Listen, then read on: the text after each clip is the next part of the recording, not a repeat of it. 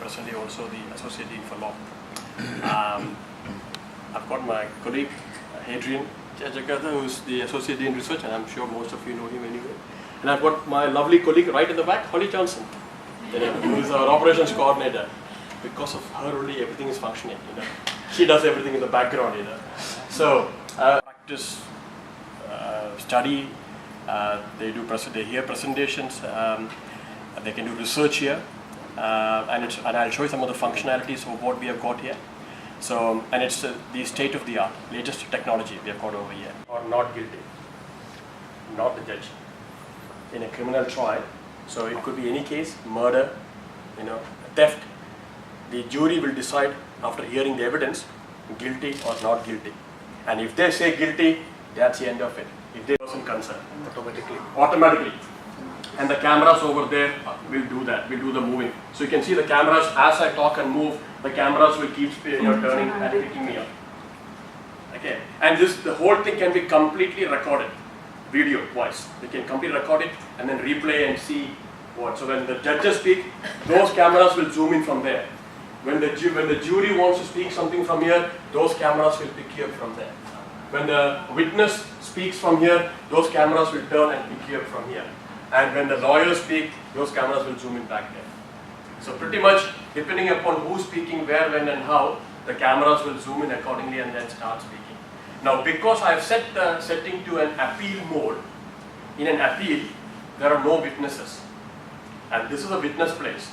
Now I'm standing and talking here, the camera won't pick me because in an appeal mode, there are no witnesses. Only the lawyers and the judges.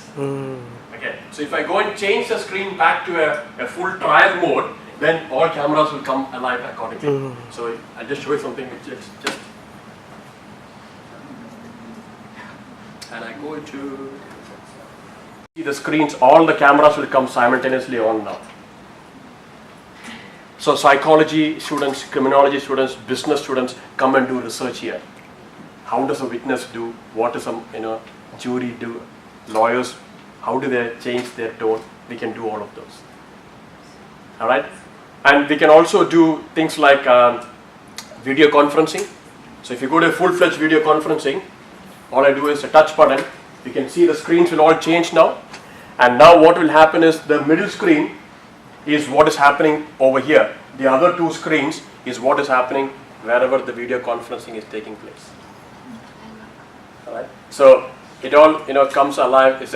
And say in a court documents, you need to show some documents, some evidence. What we do here is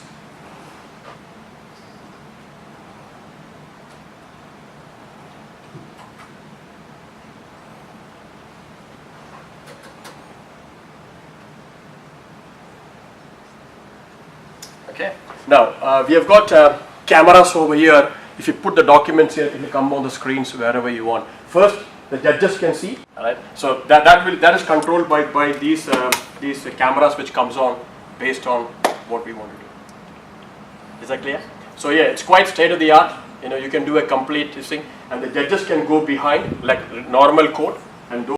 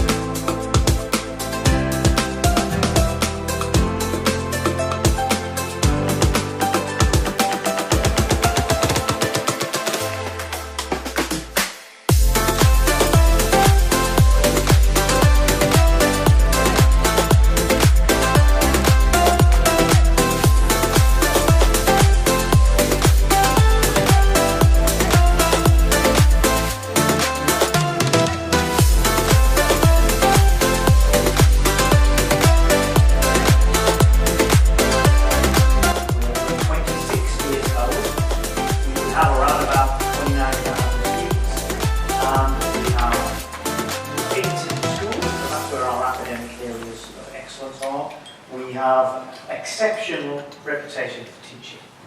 So we've had 5 stars in the Good University Guide for teaching quality for 11 years in a row, which is unprecedented really for universities in Australia. And in terms of the student survey, and this is important, this is what students think about us, we are the number one public university in Australia. If I may, probably just quickly introduce probably some of the delegates here, because I think I know them all now, right? So internal and external. I visited UNDIKNAS before, but I'll tell you about my visit soon. So the Vice Chancellor of ECU, this is the Director of UNDIKNAS, right, Professor Sridharma, and this is Mrs. Sridharma Devi, yes, that's the call it. And this is the Director of International of UNDIKNAS. We call him Freddie. What's your last name?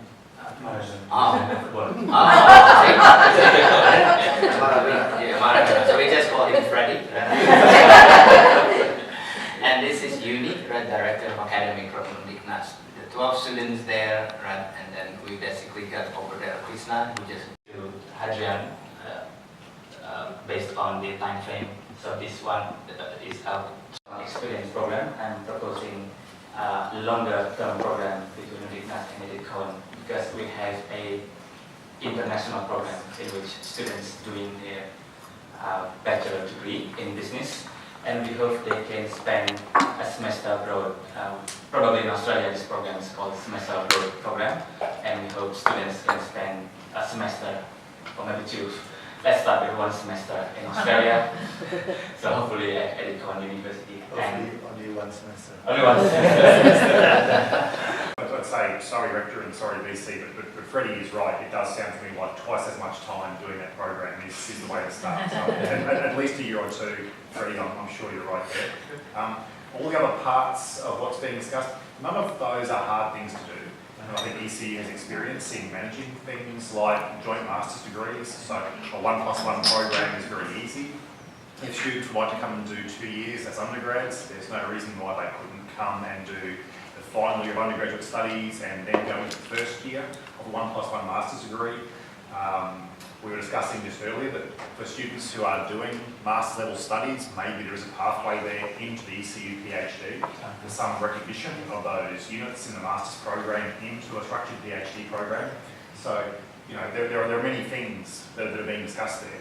But no part of those things is difficult or new for the school or ECU. Thank you. And I just also want to add that we would love to send our students to you to get that experience as well. So it will be a mutually beneficial relationship. And I'd like to talk about that as well in terms of opportunities. Now I know you've got a very tight schedule, so we've probably got a few minutes left. I wonder if any of the students want to say anything so far. I know you've had a very quick talk. I'm just about to run off myself. The other thing, it would be fantastic for us to send more students up as well. It's quite conceivable that maybe towards the middle of next year, it might be good for ECU to send the Vice Chancellor of ECU to Indonesia as well.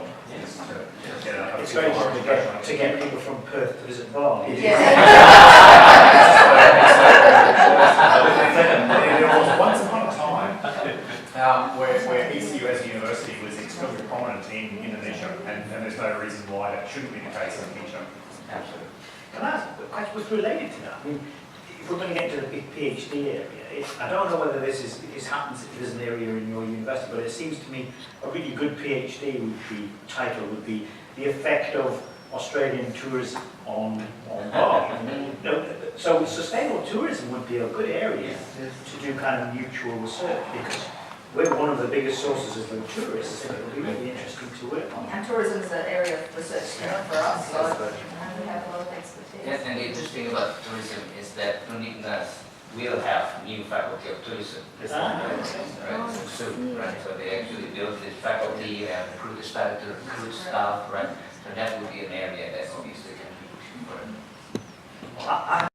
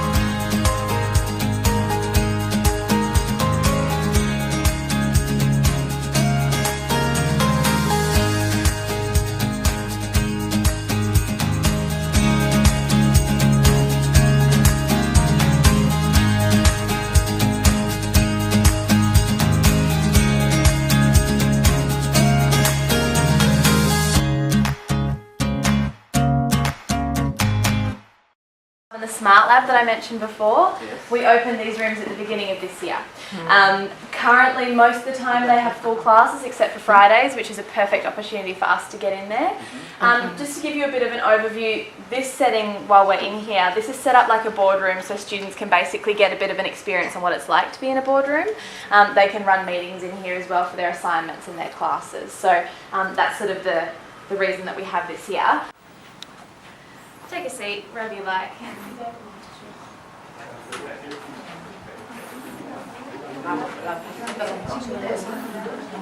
Ya, please sit anywhere you want. Silakan duduk di mana aja.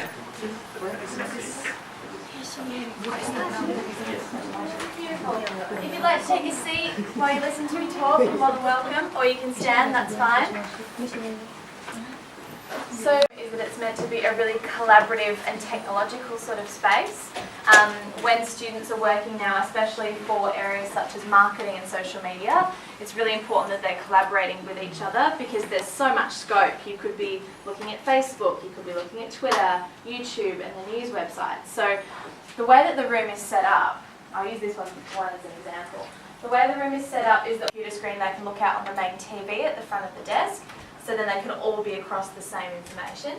What we can then do, as I've done on this one, is we can push that vision over to each of these touchscreens. So at the moment we push this table over to the end screen. So when the lecturer is all of the work up that the students are doing, and the whole classroom can have a discussion around what's happening. So as I said, these are all touchscreens. So a majority of the technology that we use is TrendsMap. We use Google Analytics as well. That's gonna freeze on me now, but that's okay. So this is a bit of an example. So we use the Google Merchandise Store as an example that students can use. On the Google Merchandise Store, we can see the number of users that are on the website at any given time. We can look at demographics as well. So we can look at, let's go geo location. So we can look at the locations that they're coming from, anywhere around the world. So the amount of data that we have access to on here is huge, and it means that the students can analyse it and they can access it mainly in the classroom here. So as you can see, the United States is the primary user of this website, closely followed by India. We have got some new software coming in, hopefully. We're in the final stages of signing it off, and that's called Salesforce. So that will look sort of like this one down here. So it'll give students the ability to analyse the data in one succinct screen, and they'll be able to basically do it in one package, which is the idea. It'll make life a lot easier for them, I think, rather than having to flip between screens. Can we show engineering next to the library, please? Yeah, this is the library where we went in the morning, and this is actually the engineering section. So you probably, all students in the morning came out of the library, you walked like this over here, and then if you can just go a little more towards the, that's perfect. So you walked like this, you had a cafeteria area, and then you walked up all the way there. Yeah, and this building, if you see, which is the building number 1 where we just now had the morning tea with the Vice Chancellor. Yeah, this building, if you see, they're kept in such a way that when the light comes up in the night, it's like a flame that comes up. Beautiful. So the idea of that building is it's meant to be like a book. Correct. So it would be the book Opening sort of up. opening up. And when it is lit, it's called the knowledge of flame. That's how it comes. Do you want to have a look at the Mount Lawley campus? Yes, this is our main Joondalup campus. We also have what's called as the Mount Lawley campus. You may have to if you just go exit this. Yeah. And get Mount Lawley, that's right. And we have one more campus. A lot of the people who come into the radio and television over here have all come from our university. Because we've got a very good, strong university. And WOPA is considered to be the best in Australia and probably the top 3 in the world for all acting, music, you name it. To get into that is very, very difficult. But it's very prestigious around the world. You know, so yeah, so Hugh Jackman is one of our alumni from there. There are a lot more. That's one classic example, you know, if you watch movies, you know, and that's our Mount Lawley campus, you know, which is the city over there. And we also have a campus, if you see the city over there, right in the back. You know. And then we've got one in Bunbury. Nói phải này. Bạn nói bilang ya. Iya. Tuh, ini apa ini? Lihat. that everyone? Oh yeah, sorry. Okay, a broker. This is it. This year, this is the Smart Lab. So it's Securities, Markets, Analytics, Research and Training Hub. Same sort of screen setup as the lecturer has and using all of the touch functions as well. One of the best things I think now that I've learned to use the software is that students know how to use the keyboards before they go out into the workforce. What they can do then is when they're going in for a job interview, they can say to the employer, yep, I know how to use the keyboards, I know all the shortcuts, I know the functions. There are so many shortcuts in this software that it is crazy. But students know exactly how to use that before they graduate, and that is huge. So the other map that I really love is our shipping vessels. So I brought it up onto Indonesia here, but we can zoom in, say, here, a week.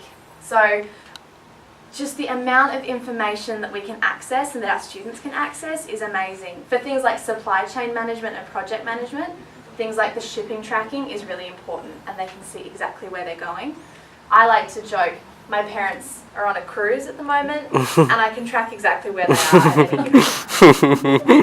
They don't have internet on the cruise, so they think I don't know where they are, but I do. So this is sort of a little bit of a snippet into the information that they can access. Another one, so if you look on your right hand side, once it loads. Okay, so this is where all the equity, our bonds, our commodities are sitting at the moment. So you can also see, say there's the rupiah up there as well, and you can see where different country bonds are sitting. Yes. For the last 3 years I haven't gone, but otherwise every year at least once. Some years I've gone 2-3 times. 3 times? To Bali. Love Bali. I stay in Kuta. I travel around. Hello everybody, I'm very happy today because Edith Cowan University will be very welcome and very great to accompany us around the facilities in Edith Cowan University. Bye bye. Sri Dharma report from PERT, Australia. Okay.